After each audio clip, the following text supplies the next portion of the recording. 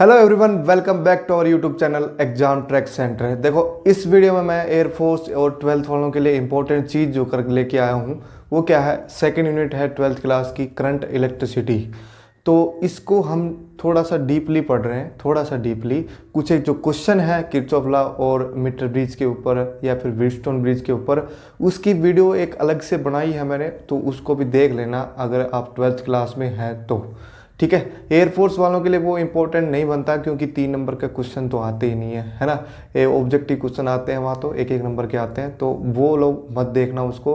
बस Wheatstone bridge और metre bridge, इनकी कंडीशन जरूर देखना है, कौन से प्रिंसिपल पे ये काम करते हैं वो सब देखने हैं। तो वीडियो स्टार्ट करने से पहले अगर आप चैनल पे नए हैं, पहली बार आ रहे हैं, तो इस चैनल को सब्सक्राइब जरूर कर लें और अपने दोस्तों को भी इस चैनल के बारे में बता दें। और ये वीडियो ज़रूर शेयर करें ताकि सभी को हेल्प मिले।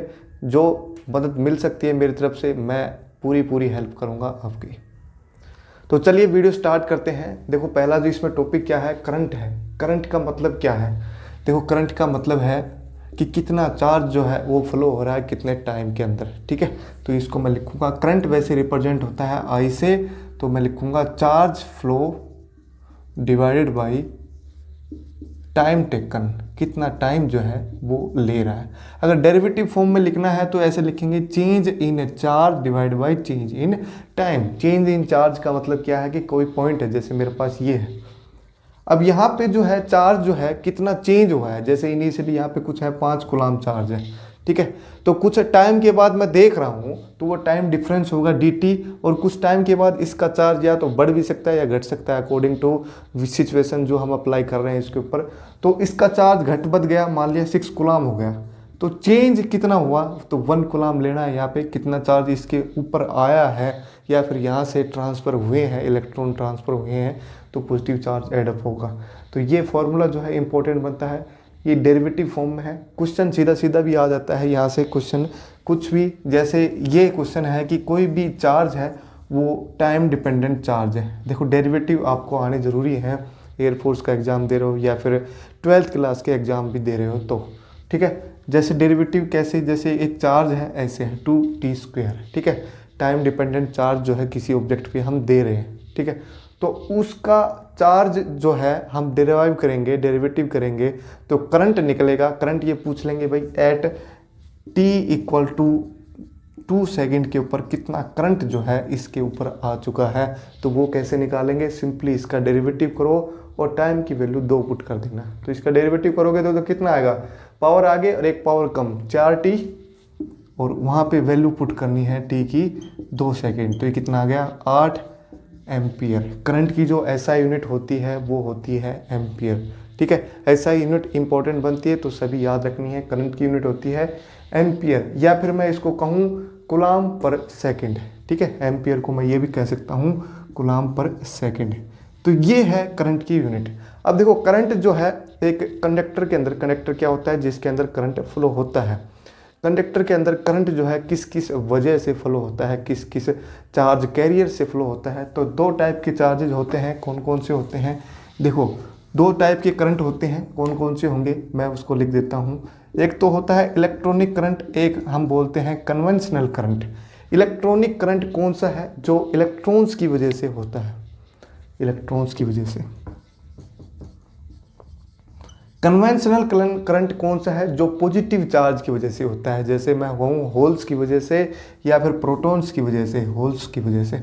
होल्स क्या होते हैं, इलेक्ट्रॉन की डेफिशिएंसी होती है, मतलब जहाँ पे इलेक्ट्रॉन ना हो, इलेक्ट्रॉन का चार्ज होता है -e, प्रोटॉन का चार्ज होता है +e। तो जहाँ पे इलेक्ट्रॉन ना हो वहाँ पे होल मिलेगा, ठीक है, खाली जगह मिलेगी जहाँ पे, तो वहाँ पे मिलेगा होल। ठीक है, तो इनकी वजह से करंट फ्लो होता है। देखो, मेनली जो है एक कंडक्टर के अंदर, क्योंकि इनका जो मास है वो काफ़ी ज़्यादा है, प्रोटॉन जो है मान लेते हैं इनको, तो प्रोटॉन का मास जो है वो लगभग होता है 10 की पावर -27, और इसका होता है 10 की पावर -31। देखो, ये कम वैल्यू है या ये कम वैल्यू है, मेरे को बताओ ज़रा। देखो, ये पावर माइनस में है तो ये वैल्यू कम है, ये वैल्यू ज़्यादा है। तो ज़्यादा वैल्यू, जिसका ज़्यादा मास होगा वो धीरे धीरे चलेगा। कहते हैं ना, मोटा आदमी है वो धीरे धीरे चलेगा, और जो पतला आदमी है वो जल्दी जल्दी भाग पड़ेगा, है ना। तो इलेक्ट्रॉन्स जो है, मेनली जो कंडक्टर के अंदर करंट फ्लो होता है वो इलेक्ट्रॉन्स की वजह से ही होता है, क्योंकि इलेक्ट्रॉन जो है वो फास्टली मूव करते हैं एज कम्पेयर टू होल्स और प्रोटॉन्स। ठीक है, तो मैं कहूँगा कि इलेक्ट्रॉन्स की वजह से करंट फ्लो होता है मेनली। तो क्वेश्चन ये भी आ सकता है कि कंडक्टर के अंदर जो है वो करंट किस वजह से फ्लो होता है, तो मेनली जो है वो होता है इलेक्ट्रॉन्स की वजह से। ठीक है, अब करंट की डायरेक्शन जो है, देखो करंट एक स्केलर क्वांटिटी है। स्केलर कौन से होते हैं? जो जिनकी सिर्फ वैल्यू होती है, कोई डायरेक्शन नहीं होती है। लेकिन एक करंट की हम डायरेक्शन लेते हैं, क्योंकि ये जो करंट है वो सिंपली किसको फॉलो करता है? लॉ ऑफ स्केलर एडिशन को फॉलो करता है। स्केलर एडिशन तो आपने पढ़े होंगे, जैसे 2 + 3 कितना होता है भाई? 5 होता है। सिंपली वैसे ही करंट एडिशन फॉलो करता है। जैसे एक पॉइंट के ऊपर जा रहा है करंट, कुछ जा रहा है, यहाँ से कुछ जा रहा है, कुछ निकल रहा है, तो इन दोनों को ऐड कर देंगे, इसको माइनस कर देंगे। सिंपल ये है। करंट की कोई डायरेक्शन नहीं होती है, लेकिन करंट जो है एक डायरेक्शन तो होती है, लेकिन वेक्टर क्वांटिटी नहीं होती है। ठीक है, क्योंकि ये स्केलर एडिशन को फॉलो करता है, ना कि वेक्टर एडिशन को। देखो यहाँ पे वेक्टर एडिशन करते तो कुछ और ही रिजल्ट आता, लेकिन ये सिंपली जो है स्केलर एडिशन को फॉलो करता है। इसलिए करंट जो है एक स्केलर क्वांटिटी है। ये पॉइंट नोट कर लेना, क्वेश्चन बनता है ये पूरा कि करंट जो है किस टाइप की क्वांटिटी है। Current is a scalar quantity, not a vector. ठीक है, क्योंकि ये लॉ ऑफ स्केलर एडिशन को फॉलो करता है। नेक्स्ट इसमें चीज़ अब पढ़ते हैं। देखो करंट जो है हमने पढ़ लिया कि भाई इलेक्ट्रॉन्स की वजह से जो है मेनली होता है करंट। अब करंट की जो डायरेक्शन होती है, जैसे मैं एक कंडक्टर बनाऊँ यहाँ पे, ठीक है, लेट्स से करंट की जो डायरेक्शन है वो इस साइड में फ्लो हो रहा है। ठीक है, तो इलेक्ट्रॉन्स का जो फ्लो होगा वो होगा just opposite to current direction, क्योंकि इलेक्ट्रॉन्स जो है वो नेगेटिव चार्जेस होते हैं। जैसे यहाँ पे कोई इलेक्ट्रॉन है मेरे पास, ठीक है, जैसे इस पे मैंने कुछ सप्लाई लगाई है, तो क्या होगा? देखो पॉजिटिव चार्ज से होल्स निकल के आएंगे, नेगेटिव चार्ज से इलेक्ट्रॉन्स आएंगे, तो यहाँ से इलेक्ट्रॉन आएगा। यहाँ पे जो कंडक्टर के अंदर इलेक्ट्रॉन है, देखो यहाँ से उसके पास कुछ पोटेंशियल एनर्जी है, वही पोटेंशियल अप्लाई किया है ना हमने, तो कुछ पोटेंशियल एनर्जी है, वो एनर्जी देगा किसको? इस इलेक्ट्रॉन को ट्रांसफ़र करके। अब ये इलेक्ट्रॉन जो है पोटेंशियल एनर्जी गेन करके इसके अंदर क्या आएगी? काइनेटिक एनर्जी आएगी। तो ये जो है मूव करेगा आगे की तरफ। कोई दूसरा इलेक्ट्रॉन होगा, उसको ये एनर्जी अपनी ट्रांसफ़र कर देगा। सिमिलरली जो ये इलेक्ट्रॉन है, फिर ये आगे चलेगा, ये तीसरे इलेक्ट्रॉन के साथ टकराएगा। ऐसे ये जो रोटेशन होती है, मतलब ये कोलिजन जो होते हैं वो बड़े ही फास्ट होते हैं, क्योंकि इलेक्ट्रॉन्स की जो स्पीड होती है वो बहुत ही हाई होती है, रिलेटिविस्टिक स्पीड होती है। हम नियरली मानते हैं कि नियरली स्पीड ऑफ लाइट के आसपास होती है इलेक्ट्रॉन्स की स्पीड, क्योंकि इलेक्ट्रॉन्स जो है वो बहुत ही लाइट पार्टिकल हैं, तो उनकी स्पीड जो है वो नियरली सी के आसपास है। हाफ हो सकती है इसकी, 1/4 हो सकती है। Nearly speed of light in vacuum उसके आसपास है। ठीक है, तो ये कोलिजन बड़े ही फास्ट होते हैं इसके अंदर, कंडक्टर के अंदर, और ये फास्ट कोलिजन होंगे तो इलेक्ट्रॉन्स जो है इधर ट्रांसफ़र हो जाएंगे और ऐसे फ्लो होंगे। ठीक है, तो इलेक्ट्रॉन्स का जो मोशन होगा वो किस साइड में होगा? Just opposite to current flowing. ठीक है, ये बात समझ में आ गई। तो क्वेश्चन ये भी बनता है कि if current is flowing in the east direction है, what is the direction of electrons flow? तो that will be in west direction. ठीक है, just opposite to current direction. ठीक है, यहाँ तक क्लियर हो गया। तो नेक्स्ट चलते हैं। अब नेक्स्ट देखो, एक डेफिनेशन मैं बता रहा हूँ आपको क्या होता है ड्रिफ्ट वेलोसिटी। ड्रिफ्ट का मतलब है कि भाई कोई इसको ड्रिफ्ट कर रहा है, कोई धक्का मार रहा है इसको, तो एक वेलोसिटी आती है, तो वो किस में आएगी, कैसे आएगी, वो चीज़ें हम पढ़ते हैं। देखो ड्रिफ्ट वेलोसिटी को मैं लिखूंगा, it is the average velocity with which electrons move। देखो इनके नोट्स आप बना लेना, छोटे छोटे नोट्स में बनवा रहा हूँ। with which electrons move in a conductor। Question ये बनेगा सीधा कि उस वेलोसिटी को क्या बोलते हैं हम, जिस वेलोसिटी से इलेक्ट्रॉन्स जो है मूव करते हैं, तो उसको हम बोलते हैं ड्रिफ्ट वेलोसिटी, और वो होती है एवरेज वेलोसिटी। एवरेज लेते हैं हम, लेवल लगभग क्या है कि इलेक्ट्रॉन जो है कुछ एक लॉस तो होता ही है ना भाई, कुछ एनर्जी का लॉस तो होगा, हीटिंग हो गई कंडक्टर के अंदर, कुछ और हो गया, तो कुछ लॉस होने की वजह से जो उनकी वेलोसिटी है वो किसी की ज़्यादा हो जाती है, किसी की कम हो जाती है। तो हम लेते हैं फिर एवरेज वेलोसिटी, कि सभी की वेलोसिटी जो है नियरली इसके आसपास है, किसी की कम है, किसी की थोड़ी सी ज़्यादा है। ठीक है। तो average velocity with which electrons move in a conductor. अब इसका एक्सप्रेशन जो है वो मैं लिख देता हूँ कितना होता है इलेक्ट्रॉन्स के लिए, specially e tau by m. ठीक है, कोई भी चार्ज पार्टिकल है तो उसके लिए यूज करो चार्ज यहाँ पे क्यू। ठीक है, जैसे मैं कहूँ हीलियम है तो हीलियम के अंदर 2 प्रोटॉन्स होते हैं तो उसका चार्ज होगा 2e। ठीक है, हीलियम न्यूक्लियस है तो क्यू की जगह 2e पुट करेंगे वहाँ पे। इलेक्ट्रॉन है तो सिंपली e पुट करोगे, m जो है मास ऑफ इलेक्ट्रॉन पुट करोगे, e जो है इलेक्ट्रिक फील्ड है। टाउ क्या बनता है, देखो यहाँ पे टाउ क्या है, ये भाई है तो ये टाइम ही, टोर का भी यही सिंबल होता है लेकिन टाइम का भी यही होता है। ये है रिलैक्सेशन टाइम, या फिर मैं कहूँ average relaxation time, average relaxation time. अब इसका मतलब क्या है रिलैक्सेशन टाइम का, रिलैक्स होना, मतलब एक इलेक्ट्रॉन जो है रिलैक्स कब होगा। देखो एक इलेक्ट्रॉन के पास जो है पोटेंशियल एनर्जी आ रही है, पहले रिलैक्स स्टेट में था ये, है ना। या फिर मैं कहूँ कि इनके पास रैंडम वेलोसिटीज थी पहले, क्योंकि टेम्परेचर होता है, कुछ थर्मल एनर्जी होती है, तो ये रैंडम वेलोसिटी से इधर उधर घूम रहे थे। इनको कोई परफेक्ट डायरेक्शन नहीं थी। जब हमने कुछ सोर्स अप्लाई किया तो एक परफेक्ट डायरेक्शन मिली इनको और एक ही डायरेक्शन में फ्लो होना स्टार्ट हो गया, करंट फ्लो हो गया। ठीक है, तो मैं ये कहूँगा कि रिलैक्स कब होगा एक इलेक्ट्रॉन जो है, वो एनर्जी जब अपने दूसरे इलेक्ट्रॉन को ट्रांसफ़र कर देगा तब वो रिलैक्स आएगा। कहने का मतलब ये है कि it is the time between 2 successive collision. ठीक है, average time between 2 successive collision. भाई 2 कोलिजन मैंने मान लिए, लगातार 2 कोलिजन हो रहे हैं तो उनके बीच में जो है एवरेज टाइम कितना लगा है। ठीक है, एक कोलिजन हुआ, फिर दूसरी बार दूसरा कोलिजन हुआ, तो उनका टाइम का मैंने एवरेज किया है, वो है ये एवरेज रिलैक्सेशन टाइम। ठीक है, अब ये किस पे डिपेंड करता है, एवरेज रिलैक्सेशन टाइम जो है वो अभी हम बात करेंगे किस पे डिपेंड करेगा। टेम्परेचर पे डिपेंड करता है मोस्टली तो ये।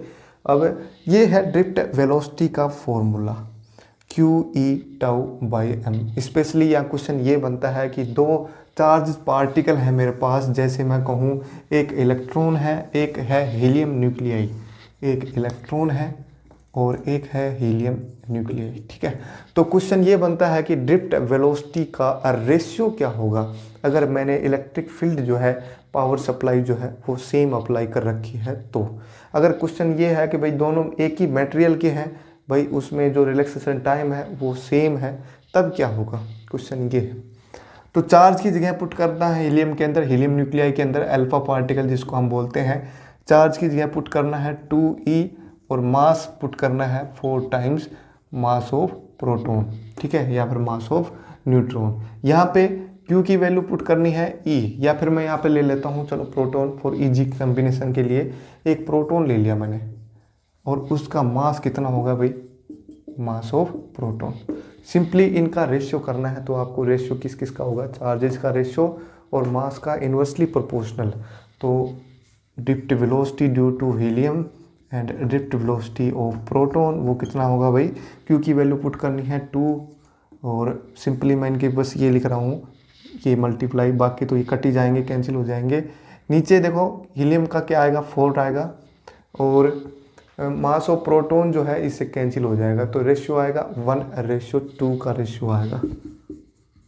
ठीक है, 2 चार्जेस पार्टिकल हैं डिफरेंट, तो उनकी वेलोसिटी जो है वो डिफरेंट ही आएगी। क्वेश्चन ये था। ठीक है, तो ये हमारा हो गया। देखो वेलोसिटी की ऐसा यूनिट क्या होती है, मीटर पर सेकंड होती है वेलोसिटी की ऐसा यूनिट। अब नेक्स्ट इस पर चलते हैं, हम बात करते हैं अब मोबिलिटी की। मोबिलिटी, देखो ये क्वेश्चन इंपॉर्टेंट बनता है। अब मोबिलिटी होता क्या है, मोबिलिटी को जस्ट सिंपली मैथमेटिकली मैं डिफाइन कर रहा हूँ, वो क्या होता है, drift velocity divide by electric field applied, electric field applied field due to a charge particle, या फिर मैं कहूँ पावर सप्लाई। इलेक्ट्रिक फील्ड क्या होता है, change in potential difference divide by change in distance. कल ये हमने पढ़ा था ये। तो यहाँ पे ड्रिफ्ट वेलोसिटी की एक डेफिनेशन और आ रही है, वो क्या होती है, mobility multiply by electric field. अब क्वेश्चन ये बनता है, write the SI unit of mobility. Most important question है for all the competitive exam as well as 12th class. Mobility की ऐसा यूनिट क्या होगी, देखो ड्रिफ्ट वेलोसिटी की यूनिट क्या होती है भाई, मीटर पर सेकंड, है ना। इलेक्ट्रिक फील्ड नीचे आएगा इसके, तो इलेक्ट्रिक फील्ड की यूनिट जो है वो नीचे लिखनी है। बात ये ध्यान रखनी है, इलेक्ट्रिक फील्ड की यूनिट जो है नीचे लिखनी है, ऊपर नहीं लिखनी है। इलेक्ट्रिक फील्ड की यूनिट होती है न्यूटन पर कूलाम। कूलाम जो है नीचे आएगा तो वो ऊपर चला जाएगा। तो ये हो गई मोबिलिटी की यूनिट। ये जो सिंबल है वो रिफ्रैक्टिव इंडेक्स का भी है, तो कंफ्यूज नहीं होना है, ये मोबिलिटी का भी सिंबल है। परमिबिलिटी का भी सिंबल है ये, परमिबिलिटी आएगी मैग्नेटिज्म के अंदर, ठीक है। तो ये मोबिलिटी का भी सिंबल है, ठीक है। और ये इसकी यूनिट है metre coulomb divide by second newton, ठीक है। तो ये एक यूनिट और बनती है इसकी, जैसे मैं कहूँ कि इलेक्ट्रिक फील्ड क्या होता है, change in potential with change in distance. ये फॉर्मूला हमने पढ़ा था इलेक्ट्रोस्टैटिक के अंदर। अगर इस फॉर्मूले को यूज हम करते हैं तो इलेक्ट्रिक फील्ड की एक यूनिट बनती है वोल्ट पर मीटर। तो यहाँ पे यूज करो न्यूटन पर कूलाम की जगह वोल्ट पर मीटर, तो मीटर स्क्वायर बन जाएगा ये, ठीक है। तो एक यूनिट ये भी बनती है, 2 यूनिट बन रही है। एक कौन कौन सी है, मीटर स्क्वायर, सेकेंड इनवर्स और वोल्ट इनवर्स। एक थी अपनी मीटर पर सेकेंड न्यूटन कूलाम, ठीक है। तो दोनों यूनिट ये इंपॉर्टेंट बनता है 12th क्लास के लिए तो मोस्ट इंपॉर्टेंट बनता है ये। नेक्स्ट देखो जरा इसमें क्या है। अब देखो हमें पढ़ा है कि रेजिस्टेंस जो है 10th क्लास में पढ़ा था, 12th में भी पढ़ा था कि रेजिस्टेंस जो है वो क्या होता है। रेजिस्टेंस क्या होता है, रेजिस्टेंस जो होता है जो करंट को उसके अवरोधक का काम करे, रेजिस्ट करे, करंट को रोकने में है, उसको रोकता है रेजिस्टेंस। अब रेजिस्टेंस जो है वो किस किस चीज़ पे डिपेंड करता है। अगर मटेरियल जो है वो एक ही है मेरे पास, जैसे एक वायर ले ली मैंने, कॉपर की वायर ले ली, तो उसकी लेंथ मैं इंक्रीज करूँ डिक्रीज करूँ, उसका जो सरफेस एरिया है उसको मैं बढ़ा दूँ या घटा दूँ, मतलब उसकी मोटाई जो मैं बढ़ा दूँ या फिर घटा दूँ, क्रॉस सेक्शनल एरिया की मैं बात कर रहा हूँ, तो वो रेजिस्टेंस जो है लेंथ के तो डायरेक्टली प्रोपोर्शनल होता है और क्रॉस सेक्शनल एरिया के इन्वर्सली प्रोपोर्शनल होता है। दोनों को कंबाइन करोगे तो ये बनता है रेजिस्टिविटी। एक आता है यहाँ पे कांस्टेंट आता है रेजिस्टिविटी। देखो क्वेश्चन अब ये बनता है कि if length of a wire is doubled, मैंने लेंथ जो है वायर की वो मैंने डबल कर दी, कोई भी एक वायर है, ठीक है, तो उसके जो है रेजिस्टेंस पे क्या इफेक्ट पड़ेगा। पर लेंथ डबल करिए, मैंने उसको कूट कूट के नहीं करी है, बस सिंपल क्या कर दिया, वो वायर जो है मैंने डबल लेंथ ही ले ली, ठीक है। तो सिंपल आप लेंथ जो है वो डबल कर देनी है, तो रेजिस्टेंस ऑब्वियसली जो है वो डबल हो जाएगा, ज़्यादा बढ़ जाएगा। अगर मैं बात करूं कि एक वायर ले ली मैंने कॉपर की, लेकिन उसका जो एरिया है मतलब उसकी मोटाई है वो मैंने डबल कर दिया जो पुरानी वायर की, तो उसका रेजिस्टेंस जो है वो हाफ हो जाएगा, क्योंकि एरिया के इन्वर्सली प्रोपोर्शनल है।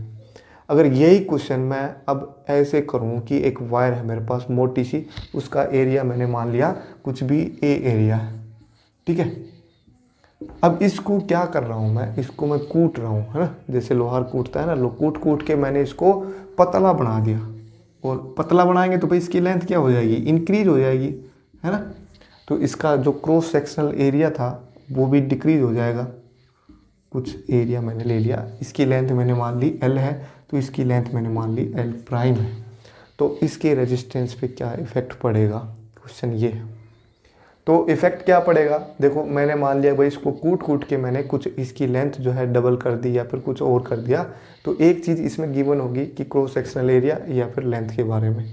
तो देखो यहाँ पे क्या करना है हमें, देखो कूट कूट के कर रहे हैं तो वायर तो वही है ना, तो वायर मतलब वॉल्यूम जो है वायर का वही रहेगा ना। वॉल्यूम कैसे निकलेगा, देखो यहाँ पे इसको लेंथ से मल्टीप्लाई करो, लेंथ से डिवाइड कर दो, तो ये बन गया नीचे वाला जो है cross sectional area multiply by length, ये बन गया वॉल्यूम बन गया, तो रो L स्क्वायर बाई वॉल्यूम। अब वायर जो है सेम है, उसी को कूट कूट के क्या है, तो वॉल्यूम तो सेम रहेगा, बस लेंथ जो है उसका इफेक्ट जो है रेजिस्टेंस के ऊपर पड़ेगा। मान लिया इसको मैंने कूट कूट कर जो है डबल कर दिया, तो उसका रेजिस्टेंस कितना हो जाएगा, 4 टाइम्स हो जाएगा, मतलब उसका जो क्रॉस सेक्शनल एरिया है वो हो जाएगा हाफ और लेंथ होगी डबल, तो वहाँ से मैं 4 टाइम्स कर सकता हूँ उसको। बस आपको ये नहीं करना है कि उसकी लेंथ जो है डायरेक्टली प्रोपोर्शनल करके 2 टाइम्स कर दो कभी, क्योंकि उसका जो क्रॉस सेक्शनल एरिया है वो भी डिक्रीज हो गया ना एज वेल, इसके हाफ हो जाएगा एरिया भी, लेंथ अगर डबल हो रही है तो, ठीक है, क्योंकि वॉल्यूम जो है उसका कांस्टेंट ही रहेगा। अब क्वेश्चन ये बनता है एक और कि ये तो रेजिस्टेंस की बात हो गई है ना। अब क्वेश्चन ये बनता है कि जैसे मैं इस वॉल्यूम को हटा देता हूँ, वॉल्यूम हमारे और कोई काम का नहीं है। अब देखो क्वेश्चन ये बन रहा है कि एक कनेक्टर है मेरे पास, ये जो है बहुत ही इंपॉर्टेंट क्वेश्चन बनता है। एक कंडक्टर है मेरे पास, अब उसकी जो है मैंने लेंथ जो है वो डबल कर दी, तो what will be the effect on resistivity of that conductor. Resistivity होती है कि एक जो कंडक्टर है कोई भी, उसकी जो रेजिस्टिविटी है मतलब उसकी रेजिस्ट करने की एक पावर है, वो क्या होगी, उस पर क्या इफेक्ट पड़ेगा अगर उसकी लेंथ जो है मैंने डबल कर दी, ट्रिपल कर दी, कुछ भी कर दी मैंने। तो रेजिस्टिविटी जो है ये जो चीज़ है वो एक प्रोपोर्शनलिटी कांस्टेंट है, तो ये जो है लेंथ पे डिपेंड नहीं करती है, ये बात नोट कर लेना।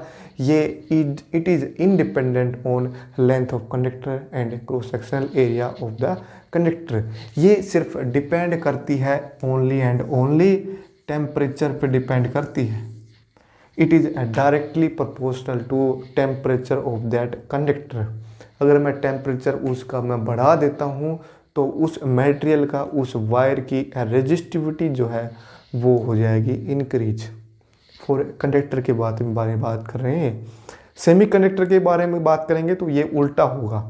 अब इसको समझते हैं ज़रा, रेजिस्टिविटी क्यों इंक्रीज हो रही है टेम्परेचर से, तो रेजिस्टेंस भी, अगर रेजिस्टिविटी इंक्रीज हो रही है तो रेजिस्टेंस भी इंक्रीज होगा, ठीक है, क्योंकि लेंथ और एरिया पे तो कोई इफेक्ट पड़ा नहीं, ज़्यादा टेम्परेचर हमने माना कि भाई ज़्यादा टेम्परेचर बढ़ा नहीं है, तो उसका लेंथ और एरिया जो है वो सेम ही है।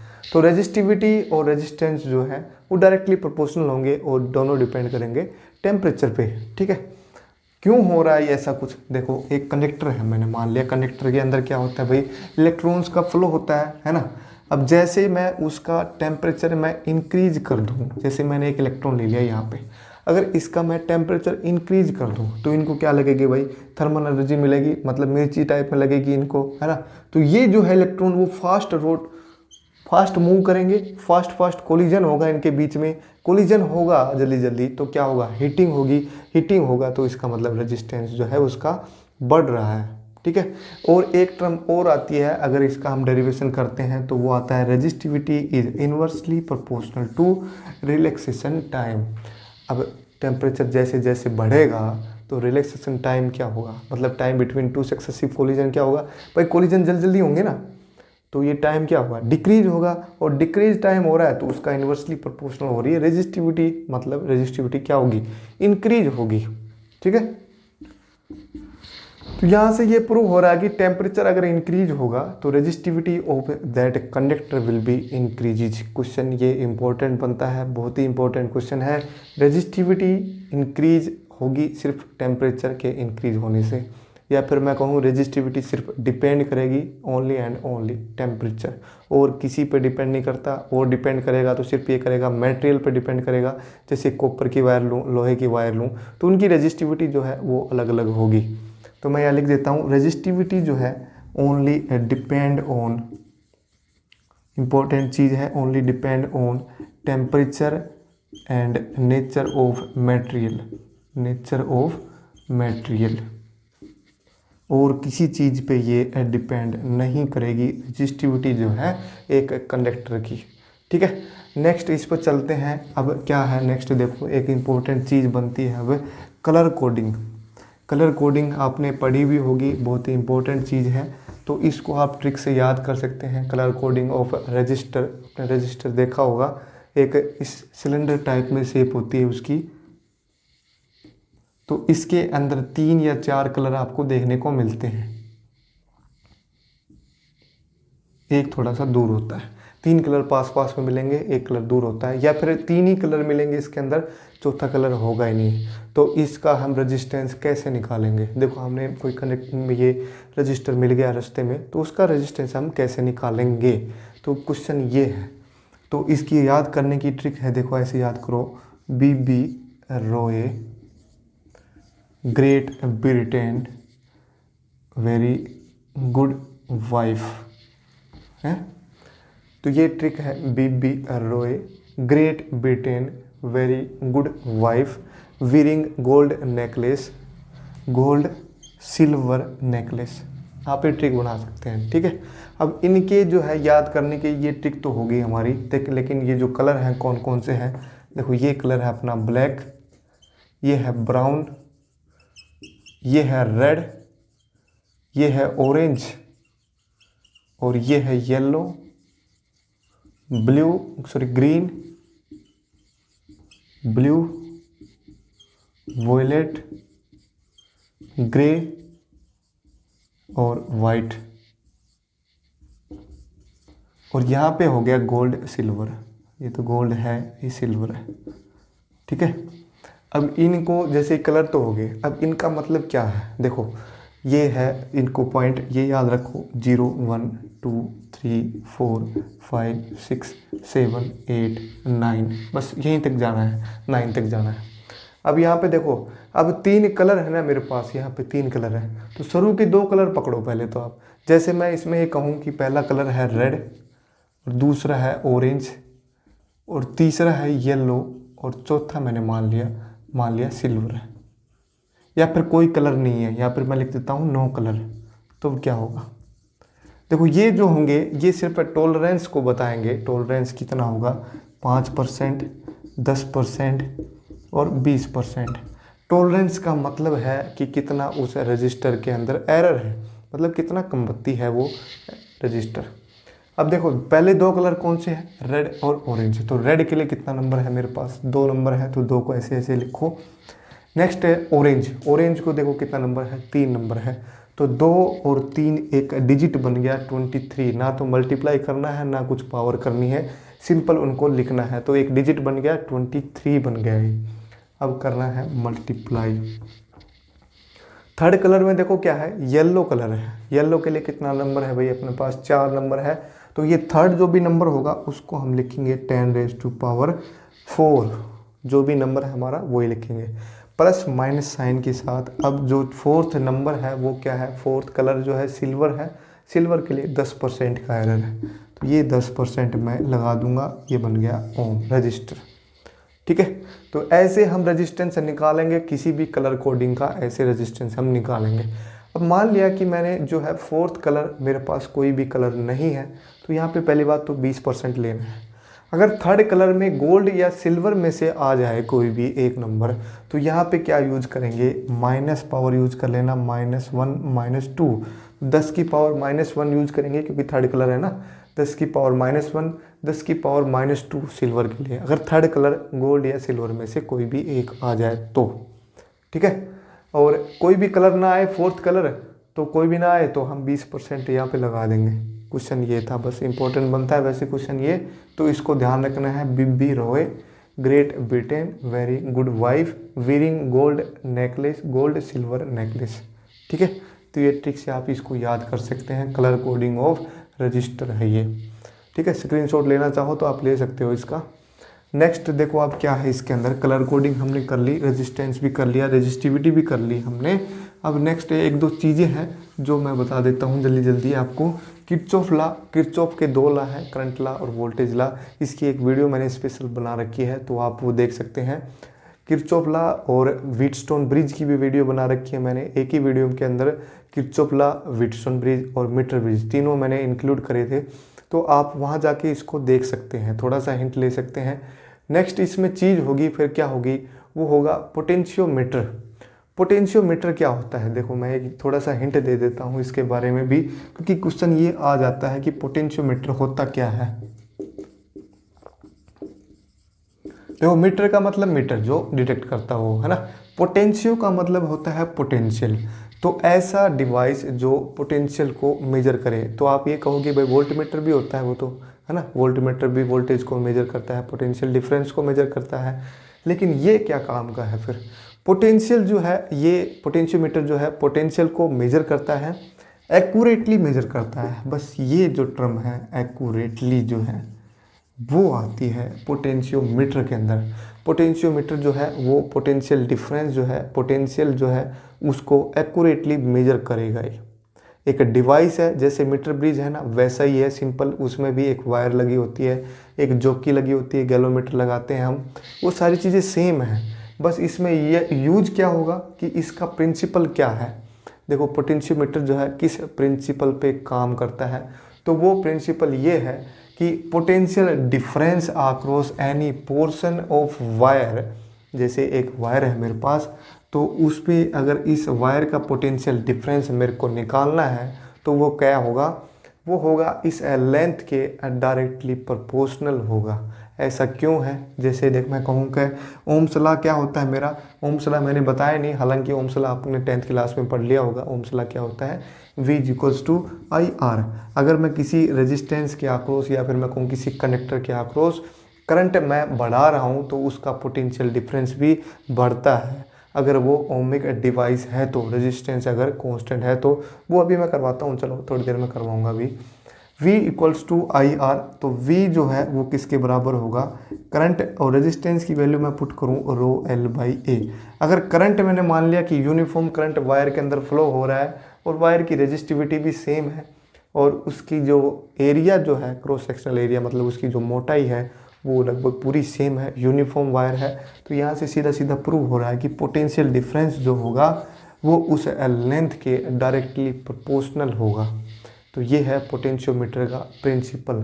क्या कहता है कि potential difference across any portion of wire is directly proportional to length of that wire, that portion of that wire. जैसे इस पोर्शन का निकालना है तो इसकी लेंथ के डायरेक्टली प्रोपोर्शनल होगा इन दोनों पॉइंटों के बीच में पोटेंशियल डिफरेंस। ठीक है, तो ये क्वेश्चन था पोटेंशियोमीटर का। बस ये क्वेश्चन है, आपको ये याद रखना है कि इसका प्रिंसिपल क्या होता है। प्रिंसिपल ये है। और पोटेंशियोमीटर होता क्या है, पोटेंशियल को मेजर करने के काम आता है, एक्यूरेटली मेजर करने के काम आता है। ठीक है, सेल और ईएमएफ और पोटेंशियल डिफरेंस के बारे में भी मैंने व्हीटस्टोन ब्रिज और मीटर ब्रिज वाले वीडियो के अंदर मैंने उसको बता रखा है, सेल और पोटेंशियल डिफरेंस और ईएमएफ के बारे में कि इन दोनों के बीच में क्या डिफरेंस है, तो आप उसको भी देख लें एक बार। देखो और चीज़ें मैं बताता हूँ एक बार क्या क्या चीज़ें हैं मेरे पास। देखो करंट जो है एक कंडक्टर के अंदर वो किस किस चीज़ पे डिपेंड करता है भाई, वो होता है इलेक्ट्रॉन्स की स्पीड के ऊपर, है ना। तो करंट का मैं अगर फॉर्मूला लिखूं इन ए कंडक्टर, वो होता है NEAVD। ड्रिफ्ट वेलोसिटी है VD, N जो है वो है नंबर डेंसिटी। नंबर डेंसिटी क्या होता है भाई, number of electrons divided by volume. कितने वॉल्यूम के अंदर कितने इलेक्ट्रॉन्स है मेरे पास, वो है नंबर डेंसिटी। ठीक है, e be the electronic charge, elementary charge 1.6 into 10⁻⁻19 coulomb. A be the cross sectional area of that conductor, v d be the drift velocity of that electrons. ठीक है, average velocity with which electrons are flowing in a conductor. ठीक है, तो इसको मैं एक ये formula आपको लिख लेना है, ध्यान रखना है इसको फॉर्मूले को भी। देखो नेक्स्ट इसमें चीज़ मैं करता हूँ अब कि ओम्स लॉ हमने पढ़ लिया है ना, ओम्स लॉ हमने पढ़ा क्या है, ओम्स लॉ भी याद रखना है, V is equals to I R. अब यहाँ पे R जो है अगर कांस्टेंट हो, R कांस्टेंट हो तो उसको मैं बोलूँगा ओमिक डिवाइस। अगर R मेरा कांस्टेंट नहीं है, वेरिएबल है, तो इसको मैं बोलूँगा नॉन ओमिक डिवाइस। जैसे कोई भी कंडक्टर है तो उसके अंदर रेजिस्टेंस जो है वो कांस्टेंट होता है एट सम पार्टिकुलर टेम्परेचर के ऊपर। ठीक है, तो वो एक ओमिक डिवाइसेस है। नॉन ओमिक डिवाइसेस में जैसे मैं कहूँ कि सेमी कंडक्टर जो है वो एक नॉन ओमिक डिवाइसेस है, उनका जो रेजिस्टेंस है वो कांस्टेंट नहीं रहता, उनका रेजिस्टेंस डिपेंड करता है कि कितना पोटेंशियल हमने अप्लाई किया है, तो पोटेंशियल पे ये डिपेंड करता है। तो इसके ऊपर क्वेश्चन क्या बनता है, जैसे सिंपल एक तो ये फॉर्मूला जो है इसके ऊपर भी क्वेश्चन बनता है कि एक पोटेंशियल अप्लाई कर रहे हैं किसी भी कंडक्टर के ऊपर, अगर उस कंडक्टर का रेजिस्टेंस कुछ भी गिवन है मेरे पास 10 ओम और पोटेंशियल डिफरेंस मैंने अप्लाई किया है 10 वोल्ट, तो उसमें कितना करंट होगा। तो सिंपल ये फॉर्मूला लगाना है मेरे को, तो कितना होगा भाई 1 एम्पियर दिख रहा है यहाँ सीधा सीधा। तो एक क्वेश्चन तो ये बनता है। और क्वेश्चन क्या है कि कुछ पूछ ले कि भाई डिवाइस कैसा है, ओमिक है नॉन ओमिक है, तो एक क्वेश्चन ये दे देंगे कि एक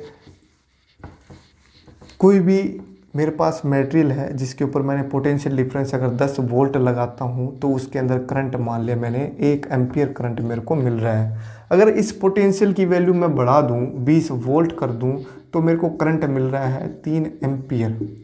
तो बताओ ये डिवाइस जो है किस टाइप का डिवाइस है, ओमिक डिवाइसेस है नॉन ओमिक डिवाइसेस है। 12th क्लास वालों के लिए इंपॉर्टेंट चीज़ बनती है, एयरफोर्स सभी नेवी कम्पिटिटिव एग्जाम्स के लिए भी इम्पोर्टेंट बनता है ये। रेजिस्टेंस जो है कितना होगा, देखो यहाँ से ये फॉर्मूला लगाना है, V equals to I R. तो रेजिस्टेंस क्या होगा, सिंपल 10 ओम होगा।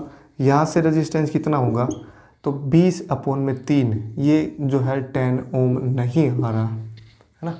ये दोनों रेजिस्टेंस क्या इक्वल हैं, क्या नहीं इक्वल है। तो कांस्टेंट तो है ही नहीं हमारा रेजिस्टेंस, तो कैसा है, वेरिएबल है। वेरिएबल है इसका मतलब क्या है, नॉन ओमिक डिवाइस है, ठीक है। तो हम ऐसे डिफाइन करते हैं कोई भी ओमिक डिवाइस और नॉन ओमिक डिवाइसेस को कि उनका रेजिस्टेंस अगर कांस्टेंट है तो ओमिक है, वेरिएबल है तो नॉन ओमिक है, ठीक है। यहाँ तक क्लियर हो गया। तो नेक्स्ट देखो चीज़ इसमें अब क्या पढ़ते हैं हम, एक है ओम्स लॉ जो है in terms of current density का फॉर्मूला जो है वो इम्पोर्टेंट बनता है। वो क्या है फॉर्मूला, मैं लिख देता हूँ एक बार।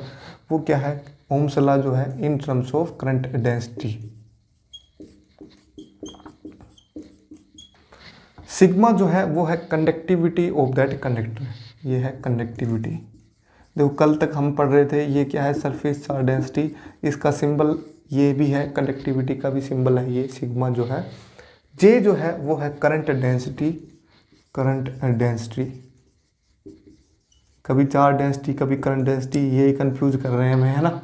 तो करंट डेंसिटी क्या होता है भैया, ये होता है करंट डिवाइडेड बाय एरिया, कितने एरिया में कितना करंट फ्लो हो रहा है वो होता है करंट डेंसिटी होता है, ठीक है। तो current density is equals to sigma into में ई, ये भी एक ओम्स लॉ है in terms of electric field या फिर मैं कहूँ कंडक्टिविटी की टर्म्स में, ठीक है। तो ये मेरा हिसाब हो गया। अब 10th क्लास की एक दो जो चीज़ें हैं जो मैं बता देता हूँ जल्दी जल्दी, वो क्या क्या हैं देखो। एक तो हीट है, या फिर मैं कहूँ कि एनर्जी है, या फिर मैं कहूँ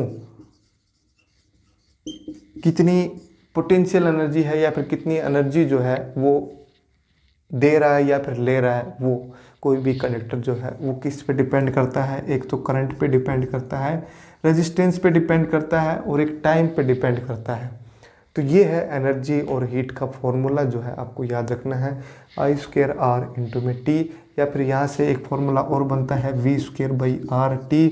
अगर ओम्स मैं लगा रहा हूँ तो एक फॉर्मूला ये भी बनता है VI इंटू में टी। यहाँ से एक चीज़ और आ रही है मेरे पास, पावर जो होती है भाई, कोई भी एक डिवाइस है, पावर उसके क्या पावर होती है, work done divided by time, पर कितना काम कर रहा है वो कितने टाइम के अंदर। तो एनर्जी जो है ये वर्क भी है यहाँ पे, तो इसको टाइम से डिवाइड कर दो, मतलब जहाँ पे भी टाइम है तो टाइम हट जाएगा। तीनों फॉर्मूले जो हैं ये पावर के बन रहे हैं। तो सीधे सीधे फॉर्मूले बेस्ड क्वेश्चन बनते हैं यहाँ से। पावर की यूनिट्स जो है इम्पोर्टेंट बनती हैं यहाँ पे। पावर की यूनिट क्या होती है, ऐसा यूनिट तो मैं लिखता हूँ वाट होती है, लेकिन एक यूनिट आपने देखा होगा कहीं पे हॉर्स पावर, आपने ट्रांसफॉर्म पे देखा होगा हॉर्स पावर, जिसको हम HP से लिखते हैं, उसकी वैल्यू होती है 746 वाट, 746 वाट, ठीक है, 746 वाट होती है एक हॉर्स पावर के अंदर। एक चीज़ और मैं बता देता हूँ कि जैसे हम मीटर के अंदर हमारी देखते हैं रीडिंग, है ना, यूनिट, जिसको हम यूनिट बोलते हैं, तो वो एक्चुअल में है क्या, कितनी पावर जो है, कितनी एनर्जी जो है वो कंज्यूम कर रहा है, तो वो है किलो वाट हावर। 1 किलो वाट हावर होता है 1 यूनिट के बराबर। अब किलो वाट हावर जो है किसकी यूनिट है, ये देखो एनर्जी की यूनिट है। कैसे है मैं भी बताता हूँ। देखो किलो वाट तो किसकी यूनिट है, पावर की। अब उसको मैं टाइम से मल्टीप्लाई कर दूंगा, पावर इनटू में टाइम क्या हो जाएगा, फिर एनर्जी आ जाएगी। किलो वाट का मतलब है 1000 वाट, और 1 घंटे के अंदर कितनी सेकंड होंगी, तो वो होंगी 3600 सेकंड, क्योंकि मैं इसको कन्वर्ट कर रहा हूँ एनर्जी के अंदर, एनर्जी की ऐसा यूनिट के अंदर, तो वो होगा जूल। तो 1 यूनिट इज इक्वल्स टू हो गया ये। अब ये कितना बन गया देखो, 36 इंटू में 10⁵ जूल। तो एक यूनिट के अंदर इतनी एनर्जी जो है कोई भी चीज़ जो है कंज्यूम करती है। जैसे मैं बात करूं कि एक 100 वाट का बल्ब है, 100 वाट का, तो यहाँ पे पुट करना है 100 वाट एक पावर, और कितने टाइम तक अगर जल रहा है वो, लेट से मैं कहूँ कि वो 10 घंटे तक जल रहा है, तो 100 वाट का एक बल्ब है, 10 घंटे तक वो जल रहा है, तो कितनी यूनिट वो निकालेगा, क्वेश्चन ये है। तो इसको मैं क्या करूँगा, देखो 100 मल्टीप्लाई बाय 10, तो कितना बन गया 1000 वाट हावर्स, है ना। तो ये कितना बन गया देखो, 1000 मतलब 1 किलो वाट आवर, है ना। और 1 kilowatt hour is equals to 1 unit. तो एक बल्ब जो है 100 वाट का अगर 10 घंटे तक जलता है तो वो 1 यूनिट निकाल देगा, ठीक है। तो ये थे कुछ बेसिक कॉन्सेप्ट थे, आपको अच्छे लगे होंगे। ये वीडियो जो है थोड़ा सा लंबा हो गया, लेकिन क्योंकि इसमें सारी की सारी यूनिट मैंने पूरी कवर कर दी है, करंट इलेक्ट्रिसिटी की सारे फॉर्मूले प्लस में कुछ बेसिक कॉन्सेप्ट जो आपने 10th क्लास में भी पढ़े हैं वो सारे कॉन्सेप्ट मैंने इसमें कर दिए हैं। तो आई होप सभी को ये वीडियो अच्छा लगा होगा। अच्छा लगा है तो सभी के साथ शेयर करें, अपने दोस्तों को भी बताएं इस चीज़ के बारे में। HBSC के अंदर जो है ऑब्जेक्टिव क्वेश्चन इस बार काफ़ी आएंगे, तो इन टॉपिक से आपको काफ़ी हेल्प मिलेगी। तो इस वीडियो को ज़रूर से ज़रूर शेयर कर दें अपने दोस्तों के पास, ताकि ये जो 35 क्वेश्चन जो है ऑब्जेक्टिव वो आपसे एक भी चुके ना। और स्पेशली जो कम्पिटिटिव एग्जाम्स हैं उनमें भी ये क्वेश्चन जो है डायरेक्टली पूछे जाते हैं यूनिट्स के बारे में, तो इनको भी ध्यान रखना है आपको, ठीक है।